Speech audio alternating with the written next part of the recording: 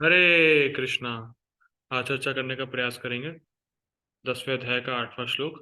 देखिए, बहुत इंपॉर्टेंट श्लोक है और यहाँ से चतुश्लोकी भगवत गीता शुरू हो जाती है। चतुश्लोकी भगवत गीता का अर्थ है कि 10वें अध्याय के 8वें, 9वें, 10वें और 11 श्लोक, ये 4 श्लोक भगवत गीता के 700 श्लोकों का सार है। अगर भगवत गीता के 700 श्लोकों को लिया जाए और उसका सार निकाला जाए तो इन 4 श्लोकों में वो परिणत हो जाएगा 10.8, 9, 10, 11। ये 4 श्लोक बहुत इंपॉर्टेंट श्लोक हैं पूरी गीता के। तो हम चर्चा करने वाले हैं 10वें अध्याय का 8वां नंबर श्लोक। श्लोक पढ़ते हैं। अहम सर्वस्य प्रभवो मत्ता सर्वं प्रवर्तते इति मत्वा भजन्ते मां भूधा भाव समन्वितः। अहम सर्वस्य प्रभवो मत्ता सर्वं प्रवर्तते इति मत्वा भजन्ते मां बूधा भाव समन्वितः। अहम सर्वस्य प्रभवो मत्ता सर्वं प्रवर्तते इति मत्वा भजन्ते मां बूधा भाव समन्वितः। श्लोक देखिए और संस्कृत देखिए। अहम सर्वस्य प्रभवो, भगवान कह रहे हैं मैं सभी चीजों का प्रभव हूँ। प्रभव यानी उद्गम, यानी सभी चीज भगवान श्री कृष्ण से आती हैं। सारी वस्तुएं, सारा जगत, ये सब भगवान श्री कृष्ण से आता है। मत्ता सर्वम प्रवर्तते, और उनकी प्रवृत्ति, जो वस्तुओं की प्रवृत्ति है, जो जगत की प्रवृत्ति है, उनकी जो क्रियाशीलता है, ये भी भगवान श्री कृष्ण से आती है। ये नहीं है कि भगवान ने क्रिएशन कर दिया और कुछ चल नहीं रहा है। भगवान क्रिएशन भी करते हैं और जो क्रियाशील होती हैं वस्तुएं, जो उस शक्ति को, वो शक्ति भगवान श्री कृष्ण से आती है। वस्तुओं वस्तुओं की क्रिया करने की शक्ति भी भगवान श्री कृष्ण से आती। इति मत्वा भजन्ते माम, इति मत्वा, ये समझ करके जो भजन्ते माम, मेरा भजन करता है, बुधा भाव समन्विता। बुधा मतलब होता है इंटेलिजेंट। तो जो इंटेलिजेंट होगा वही इस चीज को समझ पाएगा कि भगवान श्री कृष्ण ने सारी वस्तुएं आई हैं और सारी वस्तुओं की क्रियाशीलता ही भगवान श्री कृष्ण से आती है। ये कोई बुद्धिमान व्यक्ति ही समझ सकता है। और समझने के बाद वो भाव समन्विता, भाव के साथ भगवान श्री कृष्ण का भजन करता है। ठीक। अनुवाद देखिए प्रभुपाद जी का। मैं समस्त आध्यात्मिक तथा भौतिक जगतों का कारण हूँ। प्रत्येक वस्तु मुझ ही से उद्भूत है। जो बुद्धिमान यह भली भांति जानते हैं, वे मेरी प्रेम भक्ति में लगते हैं तथा हृदय से पूरी तरह मेरी पूजा में तत्पर होते हैं। ठीक। गीता भूषण टीका देखिए। देखिए, इस श्लोक में भगवान श्री कृष्ण की सर्वश्रेष्ठता दिखाई दे जाती है। मतलब भगवान सिर्फ श्री कृष्ण ही हो सकते हैं, या भगवान सिर्फ श्री कृष्ण ही हैं, ये चीज इस श्लोक में प्रूफ की जाती है। या इस श्लोक से बुद्धिमान व्यक्ति को पता चलता है कि भगवान श्री कृष्ण ही भगवान है और कोई भगवान नहीं। और इसीलिए गीता भूषण टीका में हम लोग बहुत सारे रेफरेंस देखने वाले हैं जिससे साबित होगा कि भगवान कृष्ण ही भगवान। कई बार अ, लोगों को पता नहीं होता है, या लोगों से, जब भक्तों से प्रश्न करते हैं कि नहीं नहीं नहीं, भगवान कृष्ण भगवान नहीं है, शिव जी भगवान है, शिव जी पहले आए, भगवान कृष्ण बाद में आए, शिव जी आदि हैं, भगवान श्री कृष्ण आदि नहीं, मतलब तर्क होता है, तर्क वितर्क होता है। तो इस टीका में हमें शास्त्रों का आधार मिल जाएगा, शास्त्रों के रेफरेंस मिल जाएंगे, जिससे कि हम किसी को ये प्रूफ करा सकते हैं कि कृष्ण ही भगवान। ठीक। गीता भूषण टीका देखिए। इन 4 श्लोकों में 8 से 12 भगवान अपने एकांती भक्तों की भक्ति का वर्णन करेंगे, और इस प्रथम पंक्ति में अपने यथार्थमय ज्ञान का वर्णन कर रहे हैं, जो ऐसी भक्ति का जनक और पोषक है। देखिए, एकांती भक्त, तो एकांती भक्तों का मतलब है जिनका एक आंती लक्ष्य है, यानी ऐसे भक्त जिनका एक ही अंतिम लक्ष्य है, और वो क्या है? भगवान के चरण कमलों की प्राप्ति। तो उनकी भक्ति का वर्णन होगा 8 से 12 श्लोकों में, कि जो ऐसे भक्त जिनका केवल लक्ष्य भगवान श्री कृष्ण के चरण कमलों की प्राप्ति है, वो कैसे भक्ति करते हैं, वो क्या करते हैं, इसका वर्णन 8 से 12 श्लोकों में होगा। ठीक। और और उनका एक अंतिम लक्ष्य होता कैसे है? मतलब उनकी इस प्रकार की भक्ति कैसे हो जाती है कि उनका लक्ष्य एक ही होता है। तो उस पे कह रहे हैं यथात्मय ज्ञान, मतलब ऐसे अ, भगवान का ज्ञान उनको समझ आता है। मतलब भगवान श्री कृष्ण ही भगवान हो सकते हैं, ये बात उनको समझ में आती है। और जब कोई भी व्यक्ति ये समझ जाएगा कि भगवान श्री कृष्ण ही भगवान है, तो फिर वो किसी और का भजन करेगा नहीं। तो यथात्म्य ज्ञान का अर्थ है कि वो ये बात समझ जाता है गुरु के मुख से सुन के कि श्री कृष्ण ही सभी वस्तुओं का उद्गम है और उनको क्रियाशील करने वाले व्यक्ति हैं। जब वो इस बात को समझ जाता है तो उसका एक ही अंतिम लक्ष्य होता है, भगवान श्री कृष्ण के चरण कमलों की प्राप्ति, और फिर वो किसी और का भजन नहीं करता है। उदाहरण के तौर पे, अगर जैसे हम लोग देखते हैं कि पूतना भगवान को जहर देने की इच्छा से आई थी, उनको मारने की इच्छा से आई थी, लेकिन फिर भी भगवान श्री कृष्ण ने उसके स्तनों का दूध पिया और उन्होंने पूतना को माँ का स्थान दिया। हम ये देखते हैं भगवान श्री कृष्ण की लीला में कि पूतना उनको दुख पहुंचाने या उनको मारने के लिए आई थी, फिर भगवान श्री कृष्ण ने उनकी सेवा स्वीकार की पूतना की और उनको माँ का स्थान दिया। तो जब कोई व्यक्ति इस बात को सुनेगा तो क्यों वो भगवान को भोग लगाना नहीं चाहेगा। भाई जब जहर देने के मंतव्य से पूतना आई और उसको माँ का स्थान मिला, तो जो भगवान की सेवा के तौर पे भगवान को भोग लगा रहा है तो उसकी क्या क्या गति होगी। जब व्यक्ति ये सुनेगा पूतना लीला, तो क्यों नहीं भगवान को कुछ देना चाहेगा। जब किसी भी भक्त को, किसी व्यक्ति को भगवान का यथार्थ में ज्ञान होता है, तो भगवान श्री कृष्ण की ही भक्ति करता है, उनके ही चरण कमलों की प्राप्ति करना चाहता है, उसका कोई और एम नहीं होता है। तो एकांती भक्तों की भक्ति कैसे होती है, ये 8 से 12 श्लोकों में वर्णन किया जाएगा। और वो उनको भगवान का यथार्थ में ज्ञान, मतलब भगवान का एज इट इज ज्ञान उनको होता है। ठीक है। और ऐसी भक्ति का जनक और पोषक है, जो भगवान का ज्ञान है वो शुद्ध भक्ति का जनक और पोषक है। कहने का मतलब क्या है कि जब व्यक्ति सुनता है, जब व्यक्ति बार बार सुनता है भगवान श्री कृष्ण के बारे में, तो उसकी भक्ति जागृत होती है। मतलब जब कोई भी व्यक्ति जो नया नया नियोफाइट होता है, जब वो भक्ति में एंट्री करता है, तो जब वो भगवान श्री कृष्ण के गुणों के बारे में सुनता है, ये सुनता है कि श्री कृष्ण ही भगवान है, श्री कृष्ण ही आदि पुरुष हैं, तो इस बातों से उसके अंदर में भगवान श्री कृष्ण के प्रति भक्ति करने की इच्छा जागृत होती है। और अगर वो इसी चीज को या भगवान के बारे में बार बार सुनता रहेगा, तो उसी भक्ति का जो जागृत हुई थी उसका पोषण भी होता रहता है। और वो चेक करता था कि अगर हमसे कोई गलती हो भी गई है तो भी मुझे कृष्ण की ही सेवा करनी है। बहुत सिंपल है। कई बार भक्तों से कुछ अपराध होता है तो सोचते हैं कि अब मैं भक्ति करने के लायक नहीं रहा, ऐसा है वैसा है। तो भगवान की कथा से हमें, भगवान जब कथा सुनते रहेंगे बार बार, तो ये चीज हमें समझ में आएगी कि भगवान श्री कृष्ण अपने भक्तों के बड़े से बड़े अपराध को भी निगलेक्ट कर देते हैं। कोई देवता ऐसा नहीं कर सकता है। जैसे हम देखते हैं कि ब्रजवासी हमेशा इंद्र को हर साल कुछ देते थे, ऑफरिंग करते थे, लेकिन फिर भी एक एक साल इंद्र को ऑफरिंग नहीं की तो इंद्र कुपित हो गया और सारे ब्रजवासियों को मारने चला गया। लेकिन भगवान ऐसे नहीं। अगर कुछ गलती होती भी है हमसे तो भगवान उसको निग्लेक्ट करते हैं और हमसे प्रेम करते हैं। हम लोग देख ही चुके हैं 9वें अध्याय में, अपि चेत सुदुराचारो भजते माम अनन्य भाग साधुरेव समन्तव्य, उसको साधु ही मानना चाहिए।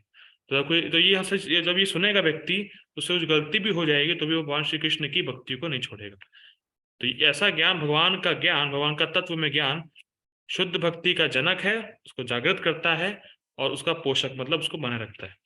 ठीक, आगे पढ़ते हैं। भगवान कह रहे हैं, मैं स्वयं भगवान कृष्ण हूं, जो सभी कारणों का कारण हूं और इस संपूर्ण भौतिक जगत का भी कारण, जिसमें ब्रह्मा और रुद्र आदि प्रमुख है। तो यानी प्रकृति और सारे देवताओं के कारण भगवान श्री कृष्ण ही है। ये बिल्कुल क्लियर कट है कि ब्रह्मा जी और शिव जी भी भगवान श्री कृष्ण से ही आते हैं। इसमें कोई झगड़ा नहीं है, लेकिन लोग झगड़ा करते हैं, नहीं नहीं नहीं, ब्रह्मा जी पहले आए, शिव जी पहले आए, वो पहले आए, ये पहले आए। ना, साफ साफ भगवान कह रहे हैं भैया ऐसा है कि मैं ही प्रकृति का और देवता सबके जो कॉज है, जो कारण है, भगवान श्री कृष्ण ही और कोई नहीं। ठीक। अब रेफरेंस, अब इसी बात को समझाने के लिए कि भगवान श्री कृष्ण ही सारे देवताओं के और प्रकृति के कॉज हैं, इसी बात को समझाने के लिए बलदेव विद्याभूषण बहुत रेफरेंस देते हैं और ये प्रीचिंग में बहुत काम आएगा, कि समझाने के लिए कि भैया कृष्ण ही भगवान और कोई भगवान नहीं है। ठीक। अथर्ववेद में कहा गया है कि यो ब्रह्मणाम विदधाति पूर्वम यो वै वेदांश गापयति सम कृष्ण। भगवान कृष्ण ही पूर्व में ब्रह्मा जी की सृष्टि किए और उन्होंने ब्रह्मा जी से वेद गवाया। गोपाल तापनी उपनिषद। देखिए इसमें भी बड़ा इंटरेस्टिंग बात है। अब देखिए, ये अथर्ववेद का श्लोक है, लेकिन जो लोग वेद पढ़ते हैं तो ऐसा लगता है कि वो उपनिषद नहीं पढ़ते, क्योंकि कुछ लोग वेद पढ़ेंगे और जो उसका अंग है उपनिषद, वो उसको नहीं पढ़ेंगे।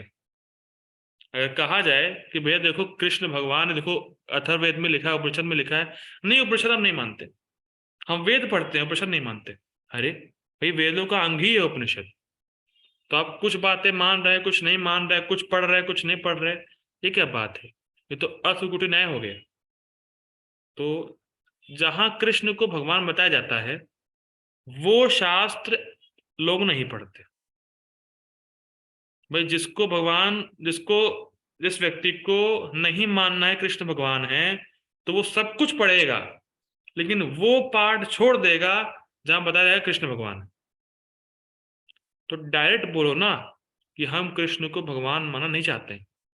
डायरेक्ट नहीं बोलेंगे, ये बोल देंगे हम वो उपनिषद को नहीं मानते, उस पुराण को नहीं मानते, हम ये नहीं मानते, वो नहीं मानते। मतलब जहां बताया जाएगा कृष्ण भगवान है उसको नहीं मानना है, बाकी सब मानना है।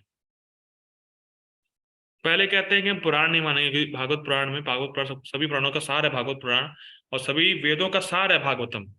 उसमें साफ साफ लिखा है कृष्णस्तु भगवान स्वयं। नहीं, हम नहीं मानते भागवत पुराण को, हम पुराण ही नहीं मानते। चलो हटाओ।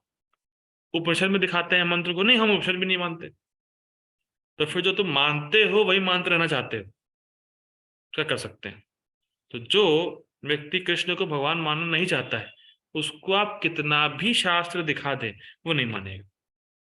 अगर कोई इंटेलिजेंट होगा, बूढ़ा होगा, कोई इंटेलिजेंट होगा, अगर आप उसको शास्त्रों का रेफरेंस देंगे तो तुरंत भगवान श्री कृष्ण को भगवान स्वीकार कर लेगा।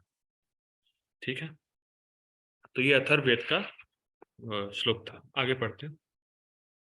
अतपुरुषो ह वै नारायणो कामयता प्रजा सृजये। फिर पुरुष नारायण ने प्रजा की सृष्टि की इच्छा करी। ठीक है, उन्होंने आगे बढ़ाया। ठीक, आगे बढ़ते हैं। नारायणाद ब्रह्मा जायते। नारायण से ब्रह्मा जी आए। नारायणाद प्रजापति प्रजायते। नारायण से प्रजापति आए। नारायणाद इंद्रो जायते। नारायण से इंद्र आए। नारायणाद अष्टो वसवो जायन्ते। नारायण से 8 वसु आए। नारायण नारायणाद एकादश रुद्र। नारायण से 11 रुद्र आए। स्पष्ट संस्कृत। जायन्ते नारायण। नारायणाद द्वादशादित्य। फिर नारायण से ही 12 आदित्य आए। तो सब कुछ नारायण से आया है। भाई सारे देवता के उद्गम न भगवान नारायण ही हैं, भगवान कृष्ण ही हैं। तो जो इस बात को समझ जाता है कि सभी चीजों के कारण कृष्ण ही हैं, तो वो अन्य देवी देवता की पूजा क्यों करेगा, क्यों जाएगा उनके पास?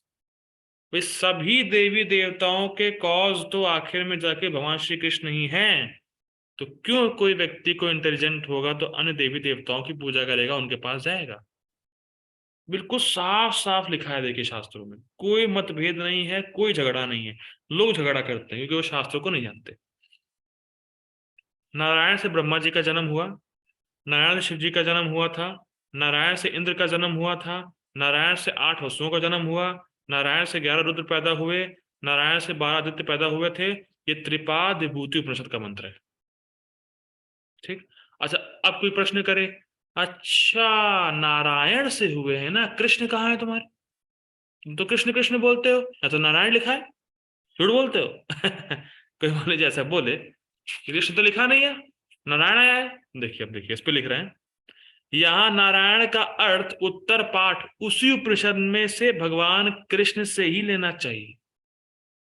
उसी उपनिषद के मंत्र में लिखा है, आगे मतलब आगे पीछे लिखा है कि नारायण का अर्थ कृष्ण ही है। यथा ब्रह्मण्यो देवकी पुत्र, तो वहां पे ये लिखा है कि जो नारायण शब्द आया है वो देवकी पुत्र के लिए आया है, और देवकी का पुत्र कौन है? भगवान श्री कृष्ण। ठीक, देवकी के पुत्र ही ब्रह्म है। आत्मबोध उपनिषद। ठीक है, तो देखिए ये सब, देखिए आप जितने मंत्र आप देख रहे हो, जितने आप श्लोक देख रहे होंगे, ये सब उपनिषद में कोट किया गया है। क्योंकि अधिकतर वेद पाठी ब्राह्मण से अगर आप मिलेंगे, अधिक देखिए बनारस में, बनारस के लोग हैं यहाँ पे, माता जी बनारस की हैं यहाँ पे, तो बनारस में बहुत वेद पाठी ब्राह्मण है, कर्मकांडी ब्राह्मण बहुत ज्यादा है। वहाँ वहाँ संख्या बहुत है इनकी, वेद पाठी ब्राह्मणों की, कर्मकांड ब्राह्मणों की बहुत संख्या बनारस में है। अगर आप उनसे पूछते हैं भगवान कौन है, नहीं बता पाते, जबकि वो पूरा वेद पढ़ते हैं, साम वेद ऋग वेद सब सारे वेद पढ़ते हैं, लेकिन उनसे पूछे भगवान कौन है, तो भगवान पता नहीं कौन। घाट पे बैठे रहते हैं। हाँ, घाट पे भी बैठे रहते हैं, और उनकी कई सारी गुरुकुल भी है बनारस में खुले हुए। हम्म। ठीक है, तो वो नहीं बता पाते भगवान कौन है, जबकि साफ साफ उपनिषद गा रही है इस बात को कि भैया देव की पुत्र भगवान श्री कृष्ण ही सभी के उद्गम है, और श्री कृष्ण ही भगवान है। ठीक, आगे बढ़ते हैं। यह भी कहा गया है कि एको वै नारायण आसीन, एको वै नारायण आसीन मतलब सबसे पहले नारायण थे, ना ब्रह्मा, ब्रह्मा जी नहीं थे, ना ईशानो, ना ईशानो ना शिव जी थे, नापो नाग्नि, नाग्नि थी, समो नय में दाव्य आप पृथ्वी, पृथ्वी भी नहीं थी, ना नक्षत्र, ना नक्षत्राणी, नक्षत्र भी नहीं थे, ना सूर्य, कोई सूर्य भी नहीं था, सा एककी न रमते तस्य ध्यानांतः स्थस्य सतोमम उच्चते। देखिए आगे पढ़ते हैं इसका अनुवाद। केवल नारायण, नारायण केवल नारायण थे, न ब्रह्मा, न शिव, न ही वरुण, न अग्नि, न स्वर्ग, न पृथ्वी, न ही सूर्य और तारे ही थे। कुछ नहीं था, सिर्फ भगवान श्री कृष्ण थे पहले।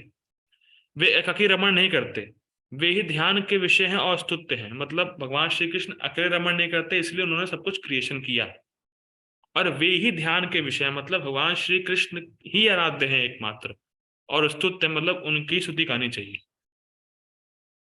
बहुत साफ साफ दे रखा है, भगवान श्री कृष्ण ही सबसे पहले थे, उनसे पहले कुछ भी नहीं था, उन्होंने मटेरियल क्रिएशन किया, वही हमारे ध्यान के विषय होने चाहिए, और उन्हें गुणगान होना चाहिए। ठीक, आगे पढ़ते हैं। नारायण सो अन्यत कामो मनसा ध्याय तस्य ध्यानतः स्थस्य तल ललाटात्रक्षय शूलपाणि पुरुषो जायत बिभ्रश्रियम सत्यम ब्रह्मचर्यम तपो वैराग्यम। नारायण ने मन से ध्यान किया, उनके ध्यान से तीसरे नेत्र वाले त्रिशूल पाणी व्यक्ति प्रकट हुए। कौन? हर हर महादेव, महादेव, जो धन, सत्य, ब्रह्मचर्य, तप और वैराग्य से युक्त था। महाउपनिषद। तो ये देखिए, झगड़ा इसी बात पे होता है कि कोई कहता है शिव जी भगवान, कोई कहता है नारायण भगवान। साफ साफ महाउपनिषद गा रहा है कि नारायण ने ध्यान किया, तब शिव जी प्रकट हुए। इसमें कोई झगड़ा वाली बात नहीं। और शिव जी खुद कहते हैं कि आराधना नाम सर्वेशाम विष्णु आराधनम परम। शिव जी खुद कहते हैं कि सारी आराधनाओं में नारायण की आराधना परम, कोई झगड़ा नहीं। ठीक, आगे पढ़ते हैं। इसी उपनिषद में उत्तर पाठ में यह वर्णन आता है कि ब्रह्मा जी भी नारायण से प्रकट हुए, चतुर्मुख हो जाए थे, मतलब नारायण से ब्रह्मा जी और शिव जी दोनों हैं। वेद कहते हैं यम कामे तम तम उग्रम कृष्णोमि, तम ब्रह्मांडम, तम ऋषिम, तम सुमेधसम। जिस व्यक्ति को मैं प्रेम करता हूं, मैं मतलब भगवान श्री कृष्ण, जिस व्यक्ति को मैं प्रेम करता हूं उसको मैं महान शक्ति से युक्त बना देता हूं, मैं उसको सुमेधा, ब्रह्मा या ऋषि आदि बना देता हूं। ऋग्वेद। देखिए साफ साफ ऋग्वेद में क्या कहा गया है कि भगवान का जिस पे अनुग्रह होता है उसको वो शक्ति प्रदान करते हैं, और ब्रह्मा या ऋषि आदि बना देते हैं। मतलब कोई जीव ही ब्रह्मा जी बनता है। साफ साफ स्पष्ट हो रहा है एक वेद में कि भगवान जिससे मतलब किस भगवान जिस जीव से प्रेम कर, सभी जीवों से प्रेम करते हैं फिलहाल भगवान तो, लेकिन भगवान की स्पेशल अनुकंपा, जिस स्पेशल मर्सी जिस जीव पे हो जाती है, उस जीव को भगवान ब्रह्मा जी बना देते हैं। तो ब्रह्मा जी हमारी तरह ही एक जीव है, जो बहुत ही पुण्य आत्मा होता है। मतलब इसमें आता है कई शास्त्रों में कि इतने साल अगर पुण्य ही किया है, उसको ब्रह्मा का पद मिलता है। ठीक है। और कौन देता है पद? हमारे पापा कृष्ण। ठीक है। आगे पढ़ते हैं। मोक्ष धर्म कहता है, देखिए ये सब रेफरेंस दिए जा रहे हैं बार बार, इस टीका में रेफरेंस ही रेफरेंस हैं। वो इसलिए कि श्री कृष्ण ही सभी कारणों के कारण है, श्री कृष्ण ही भगवान है। जो सब रेफरेंस इसलिए दिए जा रहे हैं। मोक्ष धर्म कहता है, प्रजापतिम च रुद्रम चप्य अहम एव सजामि वै, तौ ही माम ना विजानी तो मम माया विमोहितो। मैं ही ब्रह्मा और शिव की सृष्टि करता हूं। बार बार एक ही बात रिपीट हो रही है, ये समझाने के लिए कि भगवान श्री कृष्ण ही परम है। मेरी माया से मोहित होने के कारण वे मुझको नहीं जान पाते। ठीक। अब देखिए पुराण में ले आए, अब पुराण को कोट कर रहे हैं। अभी तक उपनिषद कोट कर रहे थे, पुराण कोट कर रहे हैं। वराह पुराण में कहा गया है, नारायण परो देवस तस्मात् जातः चतुर्मुखः, तस्मात् रुद्रो अभवत देवः स एव सर्वज्ञाताम गतः। नारायण ही परम देवता हैं और उनसे ब्रह्मा जी की उत्पत्ति हुई, उनसे शिव जी ने जन्म लिया, वे नारायण सर्वज्ञ हैं। ठीक। मतलब अभी तक हम लोगों ने, अभी तक श्लोक की क्या व्याख्या हुई है? अहम सर्वस्व प्रभवो। इतनी लाइन का मतलब बलदेव जोश ने समझाया है। अहम सर्वस्व प्रभवो, सभी चीज मुझसे ही आती हैं। सारे देवता, प्रकृति, सब कुछ भगवान श्री कृष्ण से आता है। इस बात को उन्होंने विभिन्न विभिन्न शास्त्रों के रेफरेंस से प्रूफ कर दिया है। ठीक। मत्ता सर्वम प्रवर्तते। अब इसकी व्याख्या बलदेव विदूषण कर रहे हैं। देखिए, यहां यह कहा गया है कि भगवान से इतर सभी वस्तुओं के उपादान और निमित्त कारण भगवान ही हैं। देखिए समझिए इस बात को। इतर का मतलब होता है अलग, मुझसे अलग। जैसे मान लीजिए मोबाइल है मेरा, ये मुझसे अलग है, तो ये मोबाइल मुझसे इतर है। इतर मतलब separate from me, different from me. ठीक। तो भगवान से अलग अगर कुछ भी है, कोई वस्तु है जैसे जगत, तो उसमें उपादान कारण के रूप में है भगवान श्री कृष्ण। उपादान कारण का मतलब होता है जिससे वो वस्तु बनी है, और निमित्त का मतलब इस कारण से वो वस्तु है। बात समझ में आ रही है? जैसे पूड़ी आटे से बनी है। ठीक। तो उपादान कारण हो गया आटा, आटे से बनी है। लेकिन आटा कहां से है? पृथ्वी से। भाई गेहूं आया तभी तो आटा है। तो निमित्त कारण पृथ्वी हो गई। ठीक। तो उपादान कारण जिस वस्तु, जिस चीज से वो वस्तु बनी है, और निमित्त जिस जो वस्तु से बनी है वो कहां से आया, वो उसका निमित्त कारण होता है। तो इस सृष्टि क्रिएशन में जो जगत आप देख रहे हैं, इसमें निमित्त कारण है काल, और उपादान कारण है माया देवी या प्रधान। तो इन दोनों के ही कारण भगवान श्री कृष्ण है। इस जगत का उपादान कारण है माया देवी या प्रधान, क्योंकि प्रधान में सब वस्तुएं रहती हैं। पृथ्वी, जल, अग्नि, वायु, आकाश, इस पांच चीजों से सब कुछ बना है। बहुत जगह की सारी वस्तुएं इन पांच चीजों से बनी है। और पांच और प्लस मन बुद्धि अहंकार, आठ चीज हो गई। तो ये आठ चीज प्रधान में रहती है। तो प्रधान से सभी चीजें बनी हैं, तो वो हो गया उपादान कारण। और काल की वजह से प्रधान में शुभ उत्पन्न होता है, तो निमित्त कारण हो गया काल। और काल और प्रकृति दोनों के ही कारण भगवान श्री कृष्ण है। ठीक है, समझ में आ रहा होगा। तो कारण कौन है? अल्टीमेट कॉज कौन है? भगवान श्री कृष्ण। तो ये सारी जगत की वस्तुएं जो भगवान से भिन्न हैं, उनका उनके उपादान और निमित्त कारण वास्तव में भगवान श्री कृष्ण ही। अब क्यों कह रहे हैं इतर भगवान से अलग क्यों कह रहे हैं? क्योंकि भगवान है सच्चिदानंद और ये जगत जड़ है। तो इसीलिए भगवान से ये अलग है, लेकिन भगवान ही वास्तव में कॉज है। ठीक है, आगे पढ़ते हैं। जो भी मुझसे आता है वह मेरे कारण ही कार्य करता है। अहम सर्वस्व प्रभवो मत्ता सर्वम प्रवर्तते। फॉर एग्जाम्पल, जैसे मान लीजिए कोई बच्चा जन्म लेता है, तो उसके शरीर का अवयव, मतलब उसका शरीर के जो इंग्रेडिएंट, जो शरीर है, वो माँ के शरीर से बनता है या आता है। लेकिन उसका शरीर चलाने के लिए माँ रिस्पॉन्सिबल नहीं है। बच्चे का शरीर माँ से आया है, माँ के शरीर से आया है, लेकिन बच्चे का शरीर चलाने के लिए माँ रिस्पॉन्सिबल नहीं है। माँ उसको दूध पिला सकती है, खाना खिला सकती है, लेकिन अपने बच्चे का शरीर वो नहीं चला रही है। भले ही उसका शरीर उसके माँ से ही आया हो, लेकिन उसका शरीर माँ नहीं चला रही। लेकिन इस केस में भगवान ने सृष्टि की है और सब कुछ चलाने वाले भी वही हैं। जैसे फॉर एग्जाम्पल, मान लीजिए ये लैपटॉप है, तो लैपटॉप पावर हाउस से आया है?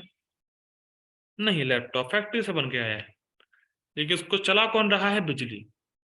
पावर हाउस से आ रही है बिजली। तो चलाने वाला पावर हाउस है लैपटॉप को, लेकिन लैपटॉप फैक्ट्री से आया है। तो दोनों कॉज अलग अलग हो गए नहीं? चलाने वाला कोई दूसरा है, बनाने वाला कोई दूसरा है। लेकिन भगवान ने केस में भगवान ने ही बनाया है और भगवान ही चला रहे हैं। बात समझ में आ रही है? अहम सर्वस्व प्रभवो, सब कुछ मुझसे आता है। ठीक है, आपसे आया है, लेकिन चलाने वाले तो कोई और होगा ना। मान लीजिए भगवान ने कहा सब कुछ मुझसे आता है, कोई कहे ठीक है मान आप सब कुछ आपसे आता है, लेकिन चलाने वाला कोई और होगा ना। मत्ता सर्वम प्रवर्तते, चलाने वाला भी मैं ही हूं। सब कुछ आया भी मुझसे है और चलाने वाला भी सब कुछ मैं ही हूं। वहां श्री कृष्ण कह रहे हैं। ठीक है, बहुत इंपॉर्टेंट है ना, जबरदस्त बात है।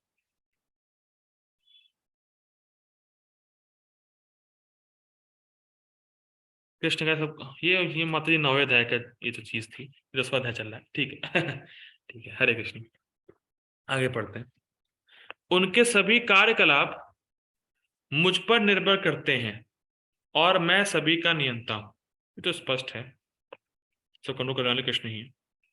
सदगुरु के मुख से सुनने के द्वारा मुझको सभी कारण और नियामक निश्चितता से मानते हुए वह प्रेम से भरकर बुद्धिमान जन मेरा भजन करते हैं। ये श्लोक की व्याख्या है, इति मत्वा भजन्ते माम बूधा भाव समन्विता। देखिए, भगवान श्री कृष्ण सभी के सोर्स हैं। भगवान श्री कृष्ण ही सब कुछ चला रहे हैं। इस बात को जो समझता है लेकिन अपने मन से नहीं समझ पाता, सदगुरु के मुख से, सदगुरु मतलब वो सदगुरु नहीं जो चल रहा है आजकल नेट पे, सदगुरु वो नहीं, सदगुरु मतलब जो गुरु परंपरा में हो, सदगुरु मतलब जो गुरु परंपरा में होगा।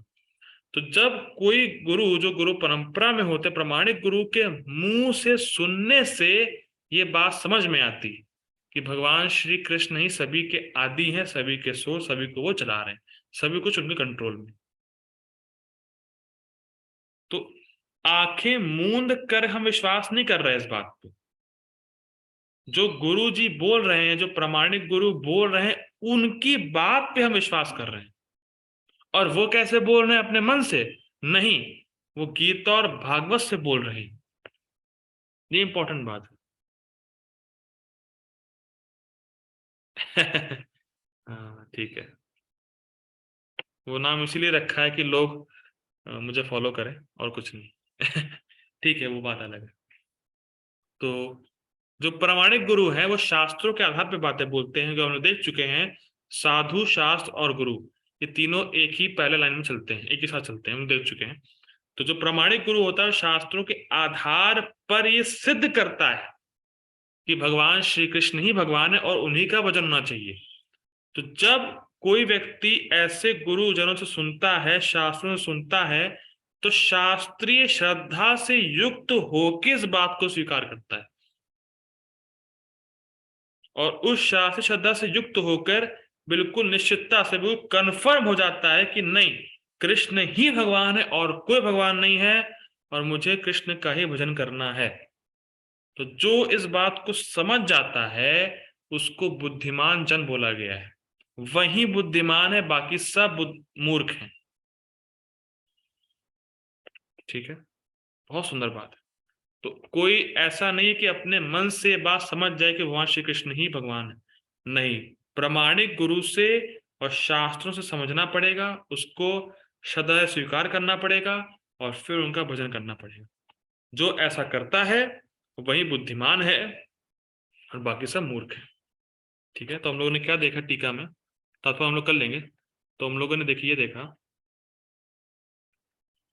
अहम सर्वस्व प्रभवो, सब कुछ भगवान श्री कृष्ण से आता है। इसके बहुत सारे रेफरेंस बलदेव विद्याभूषण जी ने कोट कर दिए शास्त्रों से। ठीक, मत्त सर्वम प्रवर्तते, सब कुछ खाली आया ही नहीं है, सब कुछ कार्य करने की शक्ति भगवान श्री कृष्ण से आ रही है। इति मत्वा भजन्ते माम, जो इसको जानता है सदगुरु से, यानी प्रमाणिक गुरु से, जो चार वैष्णव परंपरा में है, उनसे उन गुरु से जो जानता है, फिर भजन्ते माम, मेरा भजन करता है, वही बूढ़ा, वही बुद्धिमान है। बाकी सब मूर्ख हैं। और भाव समन्वित, भजन रूखा रूखा नहीं करेगा, भजन करेगा भगवान से प्रेम पूर्वक, या प्रेम भक्ति प्राप्त करने के लिए भजन करता है। ठीक है, वैसा व्यक्ति बुद्धिमान है।